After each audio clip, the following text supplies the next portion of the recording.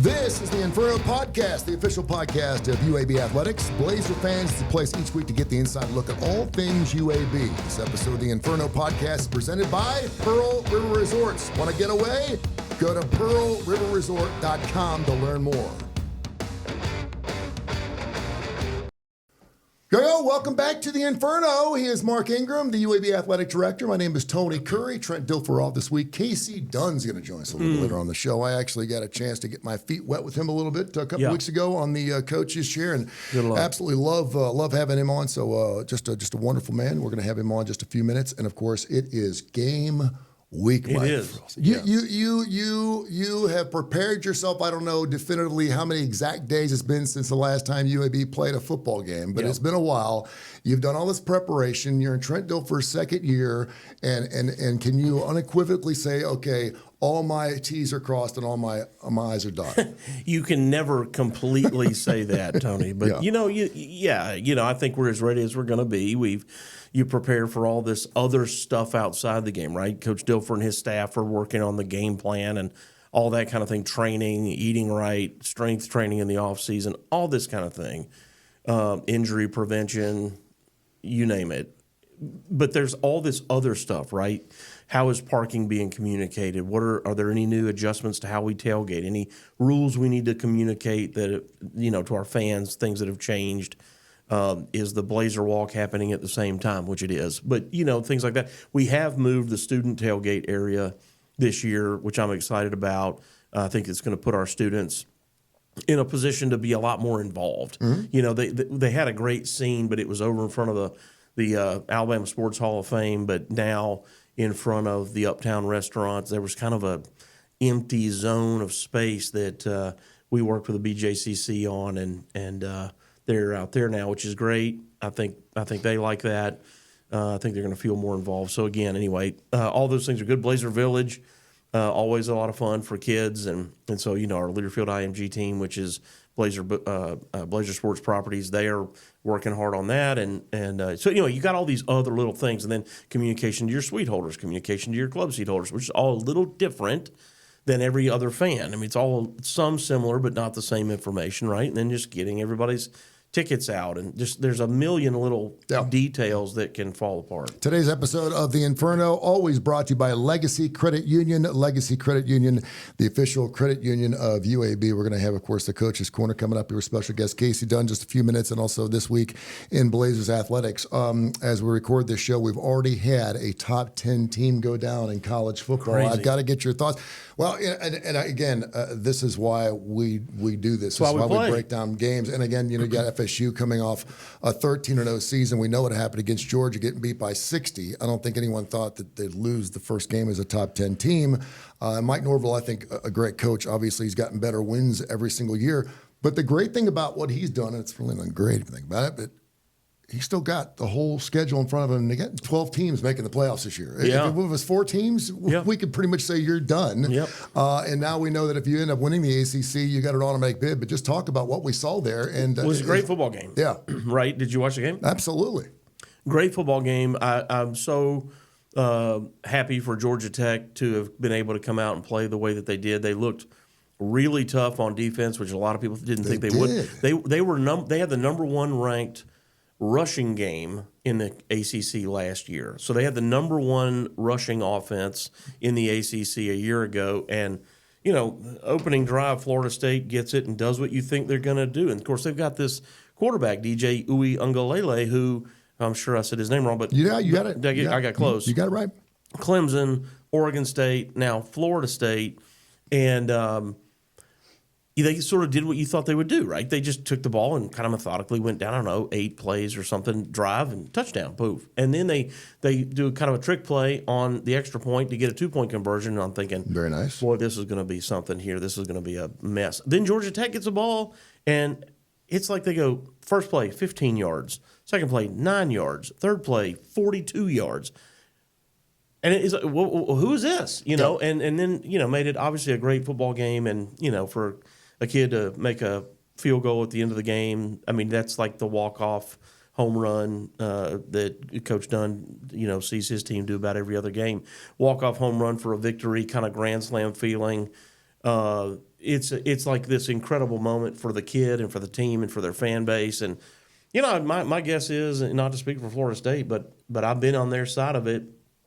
You're just totally shell-shocked. Mm-hmm. And the longer Georgia Tech hung in that game, the more their confidence grew and the more sort of question came into the minds of the Florida State players. And there's this weird psyche that starts to shift. Well, you have to start wondering, you're in Dublin, Ireland. Does that have something to do with it? Did we have some travel issues? I mean, all those different things. Who knows? You had a cat that hit a 52 and a 59-yarder for FSU, obviously. And set some bombs. records. I mean, right. You're right. For the first game of the year, a lot of fun to watch. It was a lot of fun to watch. Yeah. It was fantastic. Now, game week this week against Alcorn State.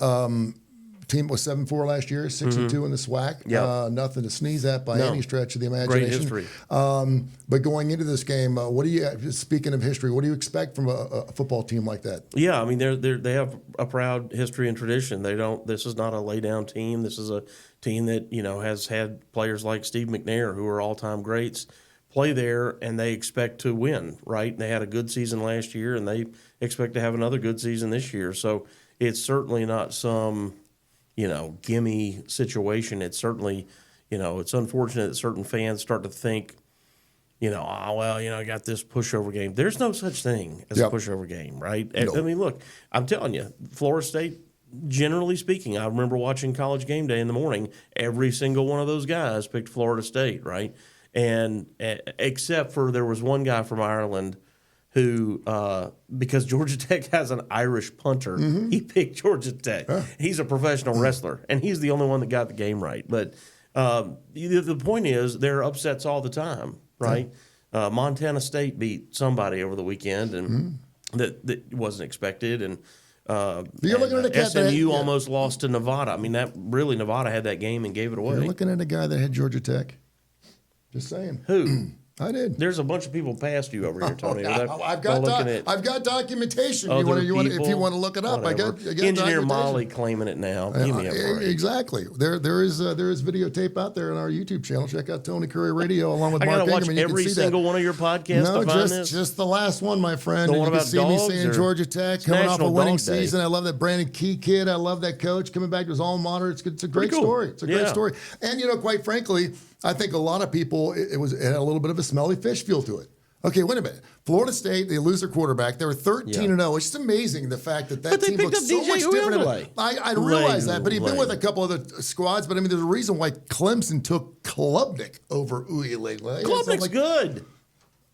He did not have a good year last year. He was the year before had kind of this incredible finish to their season, which is why DJ left to begin with. And I assume he left Oregon State because the whole Pac-12 dissolved. He will be on the bench after Boston College. You think so? Mm-hmm. Why? What did he do wrong? I just don't think he's come along as quickly as he was 19 of 27. I think he was ballyhooed. I think a lot of people thought a lot about him. And quite frankly, I don't think he's had the same coach long enough to actually get good enough to be that quarterback. Well, that's a good point. He's just bounced around all over the place. Yeah. I mean, and I'm not talking about from one city. I'm talking about from one side of the country to the other. But he's started everywhere he's been. He has. He's doing something right. Yeah. And he's still got time to transfer. He can do that 7-year plan. Again? You can't transfer in the middle of the season. Well, sure.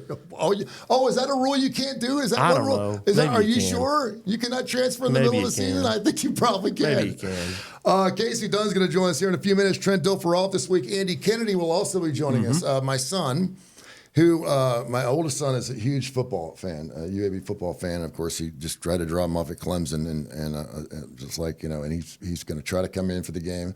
And then my other son is a huge basketball fan, and he wants to know when Andy's going to be on the show. And I said, he'll be on in a couple of weeks. And so he wants to come up and actually meet Andy. And I know, we'll talk about that. Let's talk a little bit more before we bring Casey in. I want to know if DJ Uiagalelei were interested in transferring to UAB as a pitcher, would Casey Dunn take him? That's a great tease. Nice job. Yeah, you're welcome. That's be the first question we ask Casey when he comes on. This week in Blazer Athletics, we know obviously it's game week. What else is going on with the green and gold? Man, we had a soccer game last week against number 6 North Carolina, our men's soccer team. We had a great crowd. Man, our team played great. We have a brand new coach in this guy, David Lilly, and we were so aggressive. We controlled the ball. I was so impressed. We did lose 1-0. I'm going to tell you, man, I don't know enough about soccer, but to speak intelligently, which is why I shouldn't, but I'm going to. There was a penalty. I'm telling you, 10 feet in front of the goalie. We got called for a penalty 10 feet in front of the goalie. This dude took a free kick that a 3-year-old that's never seen a ball in their life could have made this goal, and it was just so upsetting. I hate free kicks. Right. I don't understand. Listen, this is not going to be. It's not an anti-soccer show here. Right. I know it's bigger than it's ever been, so it's fine. That's great. But, I mean, I don't understand the free kick, and I sure as heck don't understand the extra time, and there's never a clock running, so I don't even know when they finish. But that's neither here nor there. But you hate to lose a game like that. You hate to lose a game like that, and it was so close. And I wouldn't want to tie either. You know, I've told our coaches I'd rather see us line up our team against their team in a sack race and see who could get to the other end first than to have a tie. Yeah. But we were really close. Anyway, the point is, you ought to come see David Lilly and our men's soccer team, and we've got a great women's team too, led by Lisa Mann. So I'm excited. But anyway, that's happened this past week, and we got a couple more games this week. Volleyball is starting their first games this week, their first actual countable games. They had an exhibition this past Friday night, and they're looking to bounce back and be a lot better too. I'm excited about the fall season. Pearl River Resort brings the show to you, the Inferno, every single week, and of course brought to you again by the Legacy Credit Union folks that do wonderful work. Legacy Credit Union, the official credit union of UAB. Are you getting sacked by monthly fees on your checking account? Trent Dilfer here, head coach of the UAB Blazers. Legacy Credit Union's everyday checking account can get you back in the game. No minimum balance, no monthly fees, and get paid up to 2 days early. Check out LegacyCreditUnion.com for more information and apply today. Legacy, the official credit union of UAB. Along with Mark Ingram, the UAB Athletic Director, Game Week, I'm Tony Curry. Now it's time to bring in our first guest here in the Inferno. Our Ladies and gentlemen, it is Casey welcome, Dunn Coach Casey Dunn. Yeah, baby. I mean, it is game week, so ready for the first pitch. Trent's just a little busy. I actually had you on Mark's show several weeks ago, and you were fantastic. This is like you were mentioning Johnny Carson. Yeah. When you do really well at stand up, you're welcome to come to the couch. Yeah. So you did well enough on your first time. My ratings, but I assume is a lot higher than Mark's. You did very well. Okay. And first of all, get right on that microphone. Don't make me have to teach you how to do this. You know, you've done enough of these. You know what's going on. Usually I yell loud enough. People don't need me to get close to the mic. Casey, what's going on, man? You doing Not all right? much, man. Doing good. His dad coached football, so some of that's probably rubbed off on Casey. He could talk about the games. Whatever. People will tell you I got an opinion about anything, so I can give you my 2 words. That's all you want to know is what I think. That's what we expect. What did you want to ask him? You had a question? Oh, yeah. Okay. So here you go, Casey. We've got DJ Uiagalelei, who started out his career at Clemson as a quarterback. Then he transfers to Oregon State. Now he's the starting quarterback, where he started, had a good year, and now is the starting quarterback at Florida State. If at the end of this season he wished to transfer to UAB as a pitcher, do you take him? Well, considering he ended Clemson's run of dominance when he became their quarterback, he lost the only 2 games of relevance in the pack to Washington and Oregon, right? Because really there's no other 2 teams that were in that league, which is why the league's no more. Yeah. And now he's 0-1 at Florida State against a mediocre to below average ACC team. I don't know if winning's in his nature, man. You've answered the question. No offense to the young man. I hope he's going to be great, but his track record's not one of success right now. He's like 6'5". He's a big old kid. Plus, I couldn't spell his name on the lineup card anyway, so that would be bad luck. You just have to make sure you say ooh-ee at the beginning. If you say ooh-ee, I'd like then to see you arguing with an umpire about him. That'd be fun. That probably would be. Casey Dunn in the Coach's Corner joins us right here, of course, brought to you by Pepsi and Viva Health. Pepsi and Viva Health are great sponsors here on the Inferno.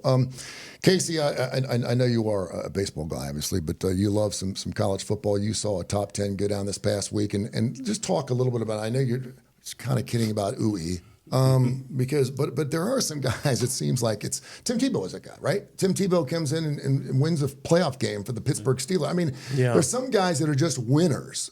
No matter what happens, they put themselves in a position to make the plays or to win ball games, and it may not have anything to do with them. My old radio partner Jay Barker, I think, was like 7 of 12 in the national championship game, and they won by 20 against the Miami Hurricanes. Talk about that, and what makes a difference between a guy who's just a winner and then that guy who seems like he busts his ass all the time but just can't seem to get over the hump. I think the saying "winners win and losers lose" is true in a lot of ways. You look at guys who are successful on the field, they're usually pretty good at whatever they do. If it's playing baseball, football, playing ping pong, playing horse in the backyard with their kids, they usually win. So I think there's something to it. But, you just mentioned about just not just you playing well in big moments, but being able to get the others around you to play well. And I think that's the biggest thing is when you talk about guys that are just human nature, they're always around winning teams. They're usually the ones that find some way to help the others do their job. You mentioned Jay. Jay was smart enough to stay out of the game, let those other guys do their job, just kind of let them handle it, and there's something to be said for that other than the guy that just tries to take control, do too much sometimes. But there's a lot of truth. I don't think there's any doubt, man, and even in my world with recruiting, you always rather take a kid from a winning program, that they've seen it. They know what it's about, and I think it translates. I'm a big college baseball guy, but I'm also a big Major League Baseball fan. I don't know if my Cincinnati Reds are going to make it to the end. They were supposed to, and then obviously they're not going to make any trade. But they just don't do that. They're too cheap. But Aaron Judge, that guy is having a season again, and I think he's only the 5th or 6th player to ever have 3 different seasons with 50-plus home runs. And as this taping goes, I think he's got 51 or 52. Can you just talk about just from a Major League Baseball level, because I know you've been at all different levels, but just talk about what he's doing and just how incredibly important it is. But one is, it has to be the quietest 51 home runs I've ever seen. Unbelievable. He's really not getting a lot of attention. I think that's a testament to how great he is. People really don't think anything special of it. It's just what the guy does at this point. But, it's amazing. You look at his spray charts. Hits balls out to right field, to left field, to center field. It doesn't matter. There was a guy on Twitter that tried to attack him about, all you have to do is throw a ball in, and then somebody puts a heat mat out and all the home runs he's hit on that pitch. So there's just really no way to attack him. And you can make that argument, too, because a lot of people are talking about their porch at the Yankees, but he's not hitting them all over the porch. No, well, and two, most of his home runs don't barely clear the fence either. No. I don't think it matters.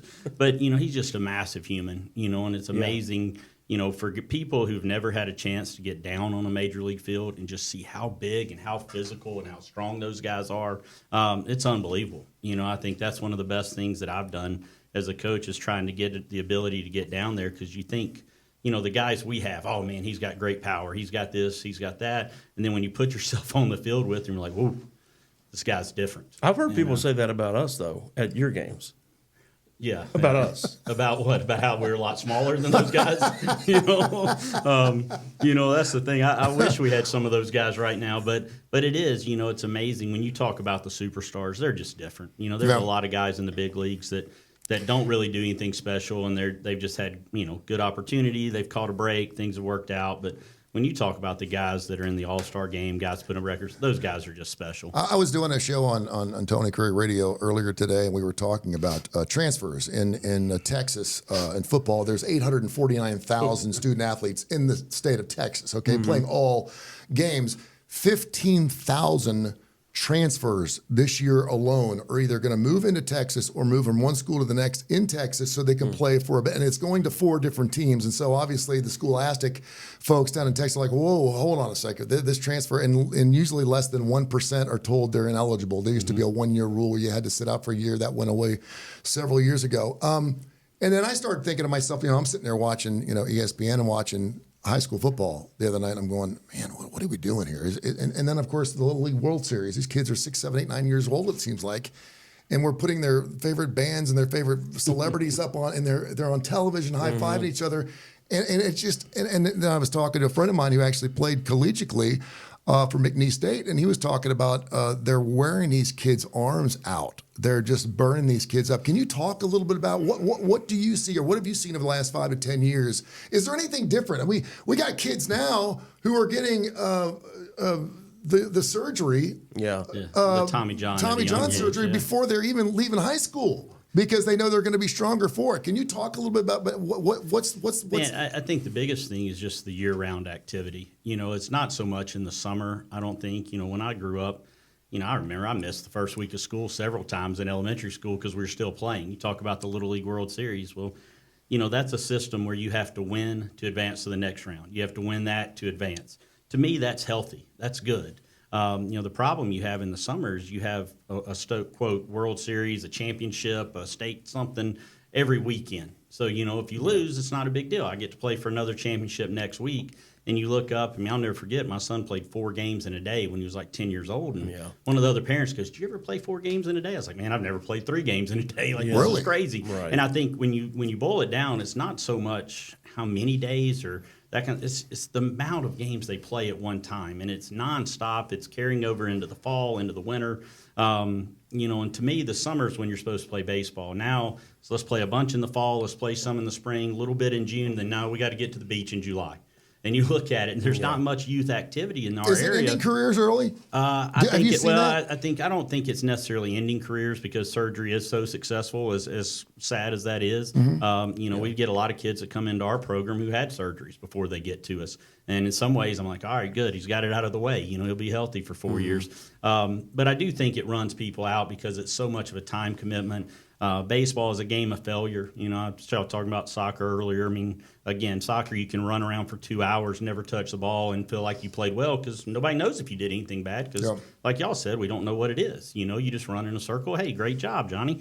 But, in baseball, you strike out. You have balls score hit and to defend. you. Yeah, well, you do score and defend. Sometimes they score, but a lot of times they It's don't. the opportunity to score. Yeah, it's like, when you look in a write-up and it talks about shots on goal, when that's the highlight, that means nobody made one. Yeah. But we still can celebrate the kid that ran up and down the sidelines and never touched the ball. But, in baseball, you fail. Even in football, you can be a lineman. Nobody knows if you miss the block or not half the time. In basketball, you just pass the ball. You never have to shoot. In baseball, you're on center stage. Like, you can't hide from it. The ball's going to be hit to you. You've got to go to the plate. So it's a game of failure. And I think that's the hardest thing for young kids and why they do run to some other sports sometimes because kids cry. You go to Little League Park, man, you're going to see kids crying. You have to console them. You have to teach them how to fail. And I think that's why it is the game that's such a good life giver, lesson giver, because you got to learn to fail. I agree with you. I'm tell you something. We were living in Philadelphia before we came here, and a parent talked us into letting our son Charlie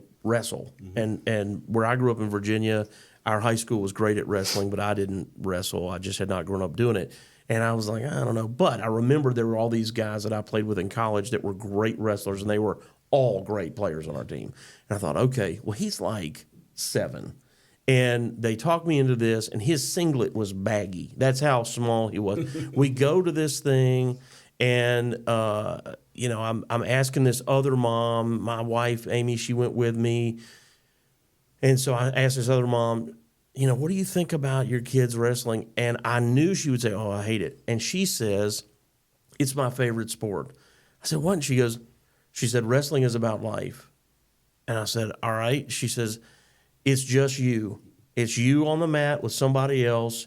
Nobody else dropped the ball. Nobody else missed a tackle. Nobody else struck out. It's you and them. And if you lose, guess what? You got another match in 30 minutes. So you got to suck it up, regroup, and go get ready for the next match." And she goes, "And that's what life is about." And I was like, so we signed him up, and then we are, signed him up. But it was absolutely what you just said. I think there were great life lessons in it. He lost every match, I think, in 3 years. But no, he didn't. But anyway, it was interesting. We went into the first match, and I'm telling you, there was room low ceiling like this, and there was a mom laying on the mat, slapping her head, 5-year-old kid on the mat, and she's going, "Rip his head off, rip it." My wife's over here crying. Smoke in the room, people betting, holding up wads of cash. It was crazy. It was fun. Sounds like a Chinese chicken fight. It was very similar. Very similar. At our high school, Lakota High School, they won state championships almost every year in wrestling. Yeah. And so if you went to Lakota, you were going to wrestle in some aspect. And so in PE, we would have like a 3-month period where all we did at PE, instead of playing dodgeball and stuff, we had to wrestle. Yeah. And I didn't want to wrestle, but we had to find out if there was, we had that in for PE. talent, right? They were searching for wrestling. talent. And Yep. of course, they're like, "Tony, why don't you're 5'11", why don't you got there?" And I was like, "I don't want to hold on to." So I had Mike Moore. I can never forget the guy, Mike Moore, and we'd always wrestle. And I said, "I'm just going to hold on to you, hold on to me. We're just going to lay there." And so I just held on to over 10 minutes. How long is this? We took a nap. I think we were reading each other's stories and stuff.